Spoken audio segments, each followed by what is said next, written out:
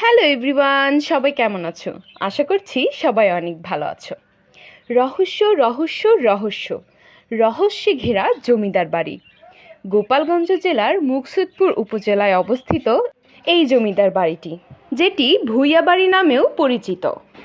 একটা সময় ছিল যখন বাংলার গঞ্জে রাজাদের মতো রাজত্ব করতেন জমিদাররা। তাদের ছিল বিশাল আয়তনের প্রাসাদগম বাড়ি, যাকে আমরা বলি জমিদার বাড়ি।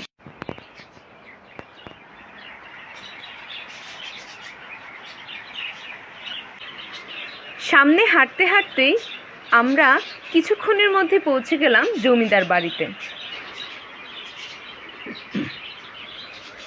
ইট, চুন, সুরকি আর শিল্পের ছোঁয়ায় পড়া এই বাড়িগুলো ছিল শুধু বসবাসের জন্য নয়, ছিল ক্ষমতা, ঐতিহ্য আর রুচির প্রতীক। জমিদার বাড়ির পুরানো এই প্রতিটি দরজা, জানলার কারুকাজ করা উঁচু উঁচু চাল আর লাল রঙের মেঝে, সব কিছুতেই ছিল যেন এক রাজকীয় উজ্জ্বল্য। জমিদাররা শুধু ধনী ছিলেন না, অনেকেই ছিলেন শিক্ষানুরাগী, সাহিত্য অনুরাগী।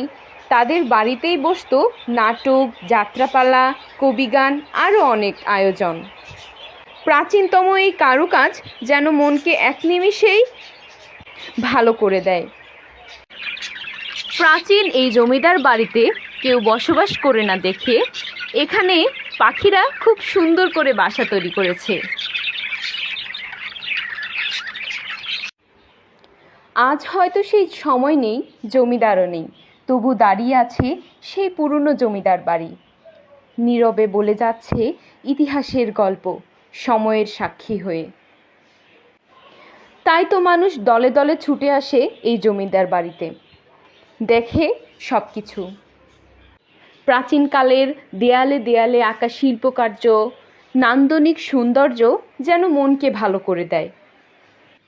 এলাকাবাসী ছাড়াও অন্য এলাকার মানুষ এখানে দলে দলে আসে পুরানো এই প্রাচীন বাড়িটি দেখার জন্য। এখানে পহেলা বৈশাখে বিশাল বড় করে মেলা অনুষ্ঠিত হয়। এছাড়াও হিন্দুদের বিভিন্ন পূজা এখানে অনুষ্ঠিত হয়ে থাকে।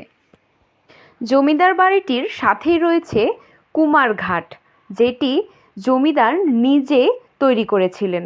এখনও যুগের পর যুগ ধরে মানুষ এখানে গোসল করে। ওপারেই রয়েছে বানেশ্বরদী প্রাথমিক বিদ্যালয়।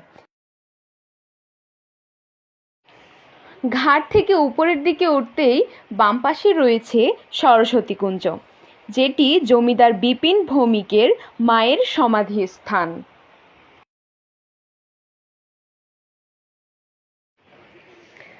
আপনারা চাইলেই সুন্দর এই জমিদার বাড়িটি ঘুরে যেতে পারেন।